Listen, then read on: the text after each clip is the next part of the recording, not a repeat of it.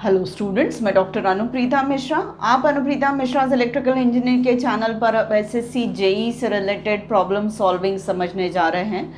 मैं आप लोगों से ये कहना चाहती हूँ कि एसएससी जेई से रिलेटेड जो थ्योरेटिकल पोर्शन है सिलेबस को कवर करने वाला, वो मैक्सिमम मेरी प्लेलिस्ट से आपको मिल जाएगा, जिसमें DC circuits, AC circuits, DC motor, AC motor, induction motor, साथ में DC generator, synchronous machine, synchronous generator, ये सारी चीज़ें आपको मेरे प्लेलिस्ट से मिल जाएगी बेटा मैक्सिमम। कुछ पोर्शन जो मैंने अभी तक नहीं पढ़ा है वो इंस्ट्रूमेंटेशन से रिलेटेड है और पावर डिस्ट्रीब्यूशन से रिलेटेड है, जो मैंने नहीं पढ़ा है। हाँ, इलेक्ट्रॉनिक्स मेरा एरिया नहीं है तो वो भी मैंने नहीं पढ़ा है, पर मोस्ट ऑफ द थिंग्स जो इन क्वेश्चन पेपर्स में पूछी जाती है वो नेटवर्क एनालिसिस का सबसे बड़ा पोर्शन पूछा जाता है, या सर्किट एनालिसिस का सबसे बड़ा पोर्शन पूछा जाता है, जिसमें सर्किट सॉल्व करने से लेकर एसी डीसी सर्किट्स और different components, inductor, capacitor, resistor, इनसे रिलेटेड क्वेश्चंस आते हैं। तो मैंने सोचा कि मेरी प्लेलिस्ट पुरानी वाली जो बनी हुई है डिफरेंट थ्योरम्स को लेकर, एसी सर्किट्स को लेकर, डीसी सर्किट्स को लेकर, डीसी मोटर को लेकर, वो सारी चीज़ों को लेकर ही क्यों ना प्रॉब्लम सॉल्व करना प्रीवियस ईयर के क्वेश्चन पेपर से शुरू करूं। तो इसलिए मैंने सर्किट एनालिसिस वाले क्वेश्चंस को सबसे पहले पिकअप किया, जिसमें सबसे बेसिक ओम्स लॉ से रिलेटेड क्वेश्चन आज मैं सॉल्व करवा रही हूँ। ये सब बहुत आसान है बेटा, और जो कुछ भी मैं अभी तक अपने 250-300 वीडियोज़ में पढ़ा चुकी हूँ वो सब एक्चुअली बेसिक से लेकर टॉप तक का है। कॉन्सेप्ट्स बहुत डीप तक ले गई हूँ, बहुत आसान कॉन्सेप्ट से डीप कॉन्सेप्ट्स तक ले गई हूँ। वो सारी चीज़ें अगर आप पढ़ते हैं, मेरे वीडियोस से समझने की कोशिश करते हैं, तो आपको छोटी से छोटी कॉम्पिटिटिव एग्ज़ाम का टेक्निकल पोर्शन भी कवर करना समझ में आ जाएगा, और टफ़ से टफ़ एग्ज़ाम या इंटरव्यू का भी टेक्निकल पोर्शन आप मेरे कंटेंट से, डिफरेंट वीडियोस से आप कवर कर सकते हैं। तो प्लीज़ आप मेरे प्रीवियस वीडियोस को देखिएगा, और जिस जिस पर्टिकुलर नई प्रॉब्लम सॉल्विंग को मैं यहाँ पर अपने वीडियोस में शेयर करूँगी, उन सारे कंटेंट से रिलेटेड थ्योरेटिकल वीडियोस की मैं लिंक भी दे दूँगी, और साथ में करस्पॉन्डिंग प्लेलिस्ट की लिंक भी मैं अपने डिस्क्रिप्शन बॉक्स में दे दूँगी। तो चलिए 3 इजी क्वेश्चंस हम सॉल्व कर लेते हैं जो प्रीवियस ईयर के क्वेश्चन पेपर्स में पूछा गया है। सबसे पहले मैं एक सर्किट लेती हूँ जिसमें वोल्टेज सोर्स और 3 रेजिस्टेंसेस हैं। एक रेजिस्टेंस वोल्टेज सोर्स के साथ सीरीज़ में, और 2 रेजिस्टेंसेस जो है वो पैरेलल में है। यहाँ पर हमें इस पर्टिकुलर सर्किट में R3 की वैल्यू फाइंड करनी है, और ये बहुत आसान होगा किरचॉफ्स करंट लॉ और ओम्स लॉ की मदद से। हाँ, मैं ये भी बता दूँ कि मैं सर्किट्स ऐसे ले रही हूँ जिसमें अभी ओम्स लॉ को अप्लाई करना है, पर ज़रूरत पड़ी तो मैं यहाँ पे KVL KCL का भी यूज़ करूँगी। आगे के प्रॉब्लम सॉल्विंग में मैं source transformation, circuit reduction, different theorems को अप्लाई करना, वो सारे तरीके मैं 1 बाय 1 यहाँ पर आप लोगों से डिस्कस करूँगी प्रॉब्लम सॉल्व करने के दौरान। तो चलिए इस सर्किट में R3 फाइंड करने की कोशिश करते हैं। सर्किट में हमें जो गिवन है वो सब इस पर लिखा हुआ है। तो R2 की वैल्यू 100 किलो ओम्स है, और R2 से बहने वाला जो करंट है 10 मिली एम्पियर्स का है, और साथ में बैटरी की तरफ जाने वाला करंट 50 मिली एम्पियर्स है। मतलब बैटरी से डिलीवर होने वाला करंट भी कितना होगा, 50 मिली एम्पियर्स होगा। तो इस पर्टिकुलर जंक्शन पर या नोड पर मुझे एक आने वाला करंट मालूम है, एक जाने वाला करंट मालूम है, और ये वाले पाथ का करंट मैं फाइंड आउट कर सकती हूँ अगर मैं ए जंक्शन पर या ए नोड पर मैं KCL अप्लाई करती हूँ। तो वही मैंने किया है। एट ए पॉइंट KCL जो होगा वो 50 मिली एम्पियर्स का करंट जा रहा है, 10 मिली एम्पियर्स का आ रहा है, और एक I3 करंट आ रहा है। तो आने वाले दोनों करंट्स का algebraic sum is equal to जाने वाले करंट के बराबर होगा। तो 50 milli amperes is equal to 10 milli ampere plus I3, ऐसा हो जाएगा। तो यहाँ से मैं I3 की वैल्यू फाइंड आउट कर सकती हूँ। तो 50 milli ampere minus 10 milli ampere, मतलब I3 की वैल्यू 40 मिली एम्पियर्स हो जाएगी। अब यहाँ पर R3 से बहने वाला करंट भी मुझे पता चल गया है, I3 जो कि 40 मिली एम्पियर से, और R2 से बहने वाला करंट और R2 का मैग्नीट्यूड मुझे मालूम है। अब मैं R3 का मैग्नीट्यूड कैसे पता कर सकती हूँ? तो सिंपल चीज़ है कि ये दोनों रेजिस्टेंसेस जो है R2 और R3 कैसे कनेक्टेड है, पैरेलल में। तो इन दोनों के अक्रॉस का वोल्टेज कैसा होगा, इक्वल होगा। इसके R2 के अक्रॉस के वोल्टेज को मैं V2 बोल रही हूँ और R3 के अक्रॉस के वोल्टेज को मैं V3 बोल रही हूँ, तो V2 इक्वल टू V3 हो जाएगा। V2 कैसे फाइंड करूँगी, 100 किलो ओम्स इंटू 10 मिली एम्पियर्स, इन दोनों के मल्टीप्लिकेशन से मुझे V2 पता चल जाएगा। तो 100 इंटू 10 टू द पावर 3 मतलब ये हो गया, into 10 into 10 to the power -3 मतलब 10 मिली एम्पियर्स का करंट हो गया। तो ये मुझे V2 दे रहा है और V3 मुझे देगा I3 इंटू R3, और I3 की वैल्यू मुझे मालूम है 40 into 10 to the power -3 amperes. तो इस तरीके से ये V2 की वैल्यू हो गई 1000 volts equal to R3 into I3 जो होगा वो 40 into 10 to the power -3 R3 हो जाएगा। यानी इस इक्वेशन को सॉल्व करेंगे तो R3 की वैल्यू मुझे मिल जाएगी। R3 की वैल्यू जो होगी वो 1000 divided by 40 into 10 to the power -3, मतलब सॉल्व करने पर ये 25,000 ओम्स यानी 25 किलो ओम्स आ गया। यानी R3 की वैल्यू कितनी हो गई, 25 किलो ओम्स हो गई। तो इस क्वेश्चन के साथ जो आपको 4 ऑप्शंस दिए रहेंगे उसमें ये करेक्ट आंसर होगा 25 किलो ओम्स। अब ये नेक्स्ट क्वेश्चन है जिसमें हमको determine the current in amperes through both the resistors of the given circuit. इस सर्किट में जो दोनों रेजिस्टर्स है उसमें से बहने वाले करंट्स का मैग्नीट्यूड हमें एम्पियर्स में पता करना है। एक 10 ओम से बहने वाले करंट को I1 बोल रहे हैं और 20 ओम्स के रेजिस्टर से बहने वाले करंट को I2 बोल रहे हैं। दो बैटरीज लगी हुई है 20 वोल्ट्स और 10 वोल्ट्स। अब ये सर्किट मैं किसी थ्योरम को अप्लाई करूँ ना मैं सर्किट रिडक्शन कर सकती हूँ, तो सिंपल मैं ओम्स लॉ को फॉलो करने की कोशिश करूँगी और ज़रूरत पड़ी तो KVL KCL को भी मैं यूज़ करूँगी। यहाँ पर मुझे सर्किट को देखकर समझ में आ रहा है कि 10 ओम्स के अक्रॉस सीधा सीधा कितना वोल्टेज अप्लाई होगा, 20 वोल्ट्स, क्योंकि 20 वोल्ट्स की बैटरी 10 ओम्स के साथ पैरेलल में है। मतलब 10 ओम्स के अक्रॉस का वोल्टेज कितना हो जाएगा, 20। यानी 10 ओम्स के अक्रॉस का वोल्टेज मुझे 20 मालूम है और इसके रेजिस्टेंस का मैग्नीट्यूड 10 ओम्स है। तो मैं ओम्स लॉ लगा के I1 की वैल्यू पता कर सकती हूँ वोल्ट्स डिवाइडेड बाय रेजिस्टर करके।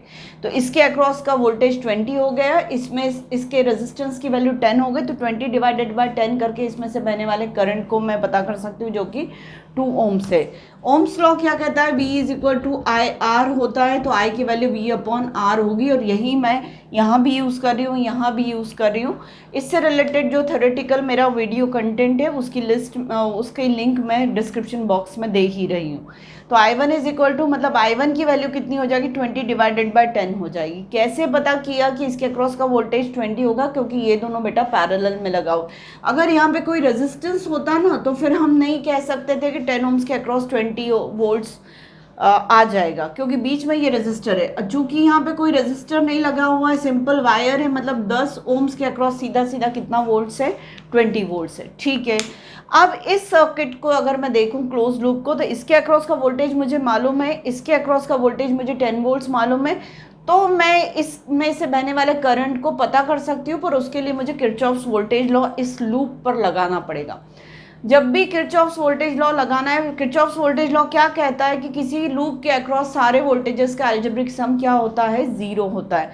मतलब सारे ड्रॉप्स और सारे राइजेस का जो अलजेब्रिक सम होता है वो 0 होता है। तो किसी भी लूप में जब भी हमें किरचॉफ्स वोल्टेज लॉ लगाना रहता है तो हमें उस लूप में बहने वाले करंट्स की डायरेक्शन पता होनी चाहिए।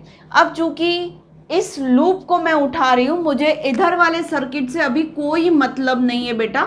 मेरा काम है सिर्फ इसमें से बहने वाले I2 करंट को अब पता करना, जो कि मेरा KVL इस सर्किट में इस लूप में लगाती तो मेरा KVL फाइंड जो है वो मुझे बता देगा I2 की वैल्यू कितनी है।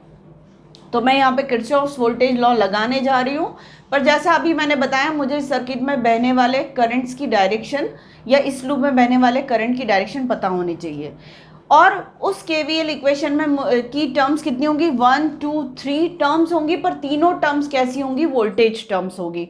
तो अब जब इस कंपोनेंट के अक्रॉस का वोल्टेज मुझे 20 वोल्ट्स पता है, इस सर्किट से मुझे पता चल रहा है इसके अक्रॉस का वोल्टेज 20 वोल्ट्स है, तो मैं इस ब्रांच के वोल्टेज के लिए निश्चिंत हो गई। यहाँ पे देखूंगी तो मुझे इसमें इसकी वैल्यू 20 ओम्स है और इसमें से बहने वाले करंट की वैल्यू I2 है, और I2 की जो डायरेक्शन है उसके अकॉर्डिंग मैं प्लस माइनस लगा दूंगी। तो किसी भी रेजिस्टिव इंडक्टिव कैपेसिटिव कंपोनेंट में करंट जहां से एंटर करता है वहां हमेशा प्लस साइन देते हैं और दूसरी तरफ माइनस साइन देते हैं। तो I2 की डायरेक्शन के हिसाब से मैंने प्लस माइनस यहाँ पर साइन लगा दिया। अब इसके अक्रॉस का वोल्टेज मुझे कैसे पता चलेगा, 20 इंटू I2 करूंगी तो मुझे इसके अक्रॉस का वोल्टेज पता चल जाएगा। भले ही वेरिएबल I2 की टर्म में पता चल रहा है, पर मेरे पास वेरिएबल वोल्टेज की वैल्यू इसके अक्रॉस की आ गई है। यहाँ पर कितना, ये बैटरी है तो इसका वोल्टेज कितना, 10 वोल्ट है। तो ठीक है, किरचॉफ्स वोल्टेज लॉ लगाना है किसी लूप पर तो सबसे पहले करंट्स की डायरेक्शन पता होनी चाहिए या वोल्टेजेस पता होने चाहिए कंपोनेंट्स के अक्रॉस। जैसे इन दोनों कंपोनेंट्स के अक्रॉस का वोल्टेज मुझे पता है, इसके अक्रॉस का वोल्टेज नहीं पता है, तो इसमें से बहने वाले करंट की डायरेक्शन मुझे पता है, भले ही उसकी मैग्नीट्यूड को मैंने एज्यूम कर लिया है I2, तो उस करंट की डायरेक्शन के हिसाब से हम प्लस माइनस अप्लाई कर देंगे। अब मेरे पास ये वोल्टेज है, ये वोल्टेज भी है और ये वोल्टेज भी है। अब मैं KVL लगा सकती हूँ। KVL लगाने के लिए फिर से हमें इमेजिन करना पड़ेगा कि उस लूप में हम एक पॉइंट से चलना शुरू कर रहे हैं और पूरे लूप पर चलकर हम उसी पॉइंट पर वापस पहुंच जा रहे हैं, ऐसा हम इमेजिन करेंगे और एक कन्वेंशन फॉलो करेंगे कि इस लूप पर चलते टाइम जो जो कंपोनेंट्स हमारे रास्ते में आएंगे उन कंपोनेंट्स के वोल्टेज में हम क्या प्लस की तरफ जा रहे हैं। तो जैसे 20 वोल्ट के प्लस की तरफ जा रहे हैं तो हम 20 वोल्ट के आगे कितना क्या लगा देंगे, प्लस साइन लगा देंगे। प्लस है इसलिए मैंने यहाँ कुछ नहीं लगाया, तो 20 क्या हो जाएगा, 20 क्या हो जाएगा, पॉजिटिव हो जाएगा। फिर मैं यहाँ ट्रेस कर रही हूँ तो यहाँ का वोल्टेज कितना, 20 इंटू I2, ये वोल्टेज की क्वांटिटी हो गई, पर इस वोल्टेज के माइनस की तरफ जा रही तो मैं आगे इस टर्म के 20 I2 के आगे क्या लगा दूंगी, माइनस। फिर मैं यहाँ से गई इस ब्रांच को ट्रेस कर रही हूँ तो 10 वोल्ट्स के भी किस तरफ जा रही हूँ, मैं प्लस की तरफ जा रही हूँ, तो 10 वोल्ट्स के साथ मैंने प्लस लगा दिया इक्वल टू 0। ये KVL इक्वेशन में 3 टर्म्स होगी, तीनों वोल्टेजेस है, पर किसके आगे प्लस आएगा, किसके आगे माइनस आएगा, वो या तो वोल्टेज की पोलैरिटी पता हो तो उससे समझ सकते हैं, या फिर करंट के बहने की डायरेक्शन की वजह से प्लस माइनस पोलैरिटी हम पहले से लगा लेते हैं तो हम समझ पाते हैं कि जब हम इस लूप को ट्रेस कर रहे हैं तो प्लस की तरफ जा रहे हैं कि माइनस की तरफ जा रहे हैं, उसके अकॉर्डिंग इन वोल्टेज टर्म्स के आगे प्लस माइनस लगा के इक्वल टू इन सब का अलजेब्रिक सम इक्वल टू 0 होता है according to Kirchhoff's voltage law. तो ये मेरी एक इक्वेशन बन गई, 20 minus 20 I2 plus 10 equal to 0। और इसको जब मैं सॉल्व करूंगी तो 20 I2 इज इक्वल टू कितना हो जाएगा, 30, मतलब I2 की वैल्यू कितनी होगी, 1.5 एम्पियर्स। तो मैंने दोनों रेजिस्टर में से बहने वाले करंट की वैल्यू पता कर ली। इसको ओम्स लॉ से पता किया I1 को, और I2 को मैंने किरचॉफ्स वोल्टेज लॉ से पता किया। तो वैल्यू कितनी होगी, 2 एम्पियर्स और 1.5 एम्पियर्स। तो जो भी ऑप्शन, चारों ऑप्शन में से ये वैल्यूज लिए हुए होगा उसको चूज करिएगा। तीसरा क्वेश्चन बहुत छोटा सा है, वो ले रही हूँ मैं, डिटरमाइन V1 एंड I1। इस सर्किट में मुझे 2 करंट सोर्सेस पैरेलल में लगे हुए मिल रहे हैं। किसके पैरेलल में, रेजिस्टर के साथ। तो तीनों कंपोनेंट्स, 2 करंट सोर्सेस और एक रेजिस्टर, तीनों पैरेलल में। आपको पता करना है इस रेजिस्टर के अक्रॉस का वोल्टेज और इसमें से बहने वाला करंट। तो अब आप ये देखिए कि दोनों करंट सोर्स जो है, जो भी करंट देंगे तो इस रास्ते से 1 एम्पियर का करंट बहेगा और इस रास्ते से 3 एम्पियर का करंट बहेगा। मतलब इस जंक्शन A पर जब यहाँ से 3 एम्पियर का करंट आ रहा है और यहाँ पर 1 एम्पियर का करंट आ रहा है, इसका मतलब सारा करंट 3 एम्पियर और 1 एम्पियर किस में से बहेगा, 8 ओम्स में से बह जाएगा। यानी I1 की वैल्यू कितनी होनी चाहिए, 1 + 3 4 एम्पियर। और यही सेम चीज़ अगर मैं A पर KCL अप्लाई करूँ, किरचॉफ्स करंट लॉ, तब भी 2 आने वाले करंट और 1 जाने वाला करंट, तो आने वाले करंट इज इक्वल का अलजेब्रिक सम या आने वाले करंट का एडिशन इज इक्वल टू जाने वाले करंट के बराबर होगा। तो उससे भी KCL लगा के भी हम I1 की वैल्यू कितनी निकाल सकते हैं, 4 एम्पियर्स। या सर्किट को देखकर भी मैं समझ पा रही हूँ कि यहाँ से 1 एम्पियर आया, यहाँ से 3 एम्पियर आया, तो 4 एम्पियर इस रेजिस्टर में से ही बहेगा जिसकी वैल्यू 8 ओम्स है। अब 8 ओम्स उसका मैग्नीट्यूड है, करंट हमें 4 एम्पियर्स पता चल गया, तो नेचुरली वोल्टेज ओम्स लॉ के according V is equal to current into resistance हो जाएगा। तो 4 इंटू 8 हो गए 32 वोल्ट्स का मैग्नीट्यूड हो जाएगा वोल्टेज का। तो जो भी ऑप्शन 4 एम्पियर्स और 32 वोल्ट्स का होगा उस पर टिक करिएगा। तो ये बहुत ईजी क्वेश्चन सॉल्व करने के साथ मैंने एसएससी जेई के प्रॉब्लम्स को सॉल्व करना शुरू किया है। धीरे धीरे अपन इसके लेवल को बढ़ाएंगे और लेवल हमारा उतना ही जाएगा जितना कि प्रीवियस ईयर क्वेश्चन पेपर्स में पूछा गया है। जहाँ जैसी ज़रूरत पड़ेगी मैं आपको थोड़ा सा और ज़्यादा हाई लेवल को भी टच करवाने की कोशिश करूँगी। पर मैं ये फिर से बताना चाहती हूँ कि मेरा जो कंटेंट ऑलरेडी शेयर्ड है यूट्यूब चैनल पर, उसमें बहुत सारा बेसिक से लेकर टॉप तक का कंटेंट शेयर्ड है। आपके इलेक्ट्रिकल इंजीनियरिंग के कॉन्सेप्ट्स को थॉरो करने के लिए वेल इनफ है वो पूरा कंटेंट। मुझे इंस्ट्रूमेंटेशन सब्जेक्ट और पावर सिस्टम अभी पढ़ाना बाकी है बेटा, पर लेट्स स्टार्ट विद समथिंग। तो मैंने एसएससी जेई की प्रिपरेशन करवाना स्टार्ट किया है। तो प्लीज़ आप मैक्सिमम इन वीडियोस का यूटिलाइजेशन करिए और प्रीवियस मेरे कंटेंट को भी देखिएगा, तो आप इलेक्ट्रिकल इंजीनियरिंग की डेप्थ में ज़रूर जा पाएंगे। Thank you.